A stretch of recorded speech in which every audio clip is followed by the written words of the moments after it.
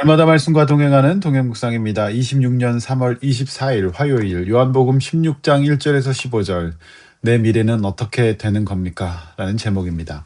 성도 여러분, 다음 주간이 고난 주간입니다. 이제 예수님은 십자가의 고난을 앞두시고 동요할 제자들을 위해 미리 자신이 당할 고난과 또 제자들이 당할지도 모르는 고난에 대해서 말씀하십니다. 그러나 이런 말씀을 하시는 예수님도 제자들이 모든 것을 다 이해하지 못한다는 것을 아셨습니다. 예수님은 나중이라도 생각날 것이고 무엇보다도 내가 없는 자리를 성령 하나님께서 채워주실 것이라고 약속하셨습니다. 그들의 미래는 이제 보혜사 성령님께서 인도하신다, 이렇게 약속하셨던 것이죠. 말씀 보겠습니다. 1절 말씀, 내가 이것을 너에게 이름은 너희로 실족하지 않게 하려 함이라고 하십니다. 연약한 제자들과 오늘날의 성도들은 주변에 온통 실족할 거리들로 가득합니다. 은혜도 가득하지만 실족할 일도 많습니다.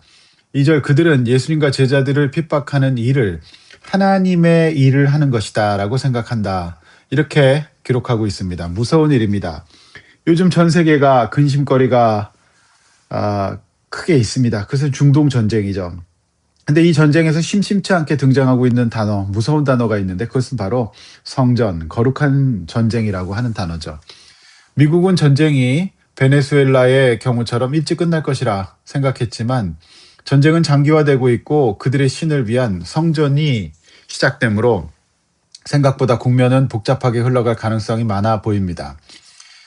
2절 말씀이 경고가 되는 것은 우리는 하나님을 믿지만 세상 사람들은 그들의 우상, 신을 믿습니다. 그리고 그들의 신이 이끌어감으로 하지 못할 일은 없습니다. 신의 이름으로 사람을 죽이는 일 하는 것입니다. 그러나 이런 일은 절대 있어서는 안 되겠죠. 기독교 역사상 가장 치욕적인 역사라고 하는 십자군 전쟁은 어두운 기독교의 과거로서 다시는 일어나서는 안 되는 일이죠.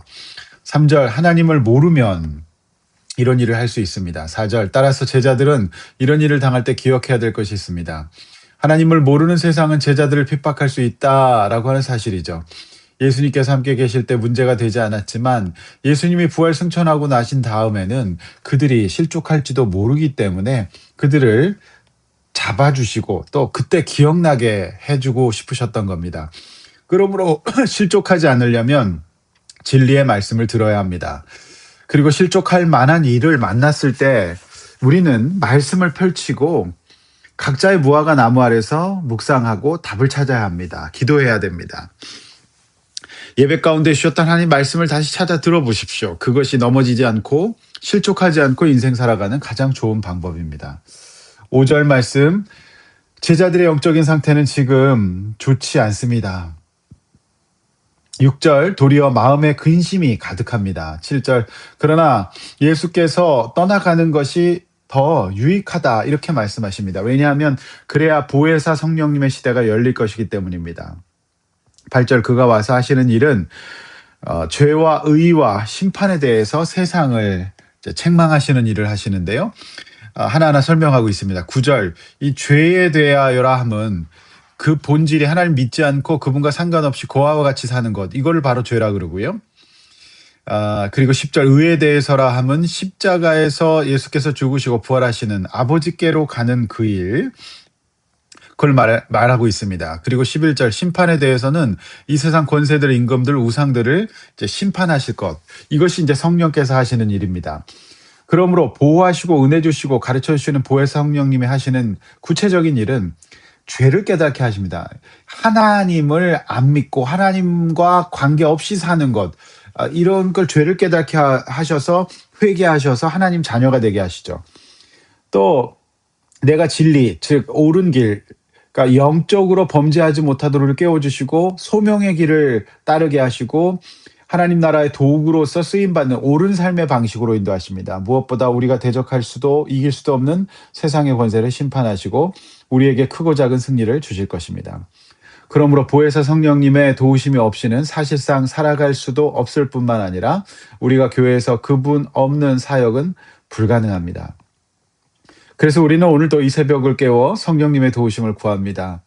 내가 어떻게 죄인을 변화시킬 수 있습니까? 성령의 역사하시는 작은 도구가 될 뿐이죠. 우리가 어떻게 좋은 제자, 의의 제자를 길러낼 수 있습니까? 이 일은 성령께서 하셔야 됩니다. 우리가 어찌 세상 권세를 이길 수 있습니까? 성령님을 의지하여 나라와 민족을 위해 기도할 뿐이죠. 저는 오늘 이 말씀을 묵상하면서 그런 생각을 했습니다. 성령님이 계셔서 참 다행이다. 나는 그저 성령을 쫓는, 성령님의 인도하심을 받는, 그분의 도우심을 구하는 그런 사람이 되면 되는구나. 이런 안심이 조금 들게 됩니다. 12절, 예수님은 잃을 것이 아직도 많으나 이제 듣는 제자들의 수준을 감안합니다. 13절, 그래서 결국 진리의 성령이 오시면 제자들을 진리 가운데로 인도하실 것인데 그분은 삼위일체 하나님이시라서 성부, 성자, 성령과 함께 계심으로 자의적으로 말씀하지 않으십니다. 스스로 말하지 않는다는 말씀이 그거죠. 특별히 장래일을 너희에게 말한다. 이렇게 말씀하고 있습니다. 그러므로 우리의 장래는 성령님의 인도 안 받으면 어두울 겁니다. 따라서 성령님께 우리의 인생의 미래와 우리 교회의 미래를 맡겨드려야 합니다. 성령님 살아계십니다. 예수님께서 우리의 오늘 무화과 나무 아래서의 이 새벽 기도를 보고 듣고 계실 겁니다. 특별히 장래, 미래에 대한 불안과 걱정이 있다면 오늘 이 시간 성령님의 인도하심을 구합시다. 그분은 하나님의 영광을 나타낼 것입니다. 그러므로 우리가 성령님의 도우심을 구할 때 성령님은 결국 우리가 하나님께 영광 돌릴 수 있는 기회를 반드시 주실 겁니다. 마지막으로 15절 말씀, 예수님은 다시 한번 자신과 하나님 성령님이 같은 분이시며 삼위일체 하나님이심을 제자들에게 증거하심으로 자신의 부재가 절대 실패나 끝이 아니라는 것을 알리심으로 오늘 본문이 마무리되고 있습니다. 그러므로 성도 여러분, 죄를 멀리하고 진리의 말씀 붙잡고 성령의 충만함을 구함으로, 기도함으로 하나님 앞에 살아갈 때 이것이 가장 현실적인 우리의 미래의 대안이 될 줄로 믿습니다. 기도하겠습니다. 하나님 아버지 감사합니다. 우리의 장래일을 인도하시고 역사하시는 하나님, 주님, 특별히 성령 하나님, 우리 개인의 역사와 특별히 우리 용인통행교회 공동체의 미래를 주님 알려주시고 인도하여 주시고 역사하여 주시옵소서. 성령보다 앞서지 않게 하여 주시고 성령보다 뒤처지지 않게 하여 주시옵소서. 예수님의 이름으로 기도하옵나이다. 아멘.